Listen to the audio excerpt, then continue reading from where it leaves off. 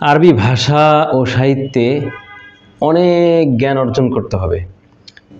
আরবি ভাষা সাহিত্যে জ্ঞান অর্জন করতে হলে যে 4টি দক্ষতা অর্জন করতে হয়, তার মাঝে একটি হচ্ছে মাহারাতুল কিরাআহ, অর্থাৎ পঠন দক্ষতা, অর্থাৎ দেখে দেখে সঠিকভাবে শুদ্ধভাবে আরবি ইবারত পড়তে পারা এবং তার অনুবাদ বুঝতে পারা। তো এই দক্ষতাটা একদম ফরজে আইন, অর্থাৎ প্রত্যেক শিক্ষার্থীর জন্য এই দক্ষতা অর্জন করা জরুরি।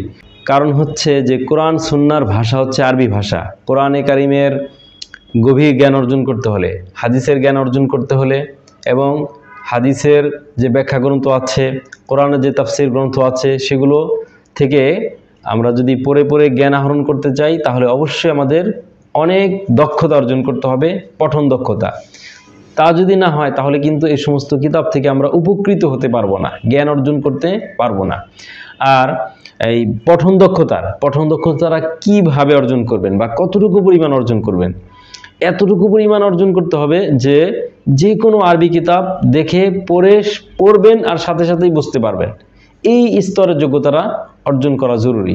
এতটুকু যদি যোগ্যতা না হয়, অর্থাৎ যে আপনি শুধু ইবারত পড়ছেন, পড়ার সাথে সাথেই অনুবাদ বুঝে ফেলছেন এবং তারকিব বুঝে ফেলছেন, ইআরাব বুঝে ফেলছেন, এতটুকু দক্ষতা যদি অর্জন না হয়, তাহলে কিন্তু আপনি আরবি ভাষায় দক্ষ হয়েছেন, আরবি ভাষায় মাহারাতুল কিরাআহ বা পঠন দক্ষতা অর্জন হয়েছে এটা বলা যাবে না। আমরা যে বাংলা ভাষার যে রচিত কিতাবগুলো আছে, বাংলা ভাষায় রচিত বইপত্র পড়ি, তো পড়ার সময় কি আমরা যখন পড়ি তখন কি এর অনুবাদ করার প্রতি আমরা মুখাপেক্ষী হই না। কোনো বাংলা বইতে যদি লেখা থাকে যে আমাদের গ্রামের নাম রসুলপুর, রসুলপুর গ্রামটি খুব সুন্দর, রসুলপুর গ্রামটি চারদিকে সবুজে ভরা, আমাদের রসুলপুর গ্রামে আকাশে সুন্দর চাঁদ ওঠে, এই যে মনে করেন আপনি এই লাইনগুলো পড়ছেন আর বুঝে ফেলছেন, তাই না?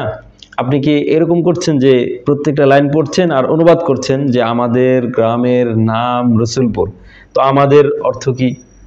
গ্রামের অর্থটা কি? রসুলপুরের অর্থটা কি? তো এখানে গ্রামের এজাফাত হয়েছে, আমাদের গ্রামের নাম এজাফাত হয়েছে, এটা মুবতাদা হয়েছে, এটা খবর হয়েছে। এরকম চিন্তা করে করে কি আপনি এই বাংলা পড়েন, বাংলা বুঝেন? না, বরং আপনি বাংলা পড়ার সাথে সাথেই বুঝে ফেলেন, শোনার সাথে সাথেই বুঝে ফেলেন। কেন? কারণ হচ্ছে আপনার পঠন দক্ষতা অর্জন হয়েছে। আপনি এত বেশি পড়েছেন যে এখন আর অনুবাদ করার প্রয়োজন হয় না। তার মানে আপনি পঠন দক্ষতা আপনার অর্জন হয়েছে। তো পক্ষান্তরে আরবি ভাষায় আপনি শুধু ইবারত পড়েন, আবার তর্জমা করতে হয় যে হাযিহি মাদ্রাসাতুন জামিলাতুন। হাযিহি মানে হচ্ছে ইহা, ইসমুল ইশারা। মাদ্রাসাতুন জামিলাতুন, একটি সুন্দর মাদ্রাসা। মাদ্রাসা হচ্ছে মৌসুফ, জামিলাতুন হচ্ছে সিফত। জামিলাতুন মানে সুন্দর, তো মাদ্রাসা একটা গুণ বর্ণনা করা হয়েছে। তো মৌসুফ সিফত মিলে হচ্ছে খবর, মুবতাদা এবং খবর মিলে আল জুমলাতুল ইসমিয়া খাবারিয়া। তো এই যে এভাবে চিন্তা করে করে কি আপনি যদি পড়তে যান, তাহলে আপনার কত বেশি সময় লাগবে? আপনি যদি এভাবে চিন্তা করে, মানে আপনি ইবারত পড়বেন আর আপনি ভাববেন এই শব্দের অর্থ কি, এটা এখানে তারকিবে কি হয়েছে, এরকম ভেবে ভেবে আগে ইবারত পড়বেন, এরপর চিন্তা করে আপনি মর্মোদ্ঘাটন করবেন, এমন যদি হয় তাহলে কিন্তু আপনার আরবি ভাষায় দক্ষতা অর্জন হয়েছে, পঠন দক্ষতা অর্জন হয়েছে সেটা বলা যাবে না। বরং আপনি স্বাভাবিকভাবে বাংলার মতো আরবি পড়ে যাবেন আর অটোমেটিক পড়বেন আর বুঝে ফেলবেন এবং তারকিব বুঝে ফেলবেন। প্রত্যেকটা শব্দ কোন জায়গায় ফাইল হয়েছে, কোন জায়গায় মাফুল হয়েছে, কোন জায়গায় তামিজ হয়েছে, কোন জায়গায় হাল হয়েছে, এই সবগুলো কিন্তু আপনার মাথায় পড়ার সাথে সাথেই এসে যেতে হবে, মর্ম মাথার ভেতরে এসে যেতে হবে এবং গভীর থেকে গভীরতম একদম ভালোভাবে মাথায় আসতে হবে, শুধুমাত্র ভাষা না। তো এই স্তরে অর্জন না হলে আপনার ইস্তেদাদ হয়েছে এটা বলা যাবে না, এবং এই স্তরের পঠন দক্ষতা অর্জন হতেই হবে। তা না হলে আপনি যে তাফসিরের অনেক কিতাব আছে এগুলো কিভাবে পড়বেন? ফিকহের কত কিতাব আছে সেগুলো কিভাবে পড়বেন? আল আকিদাতুল ইসলামিয়ার অনেক কিতাব আছে, সেগুলো আপনি কিভাবে অধ্যয়ন করবেন?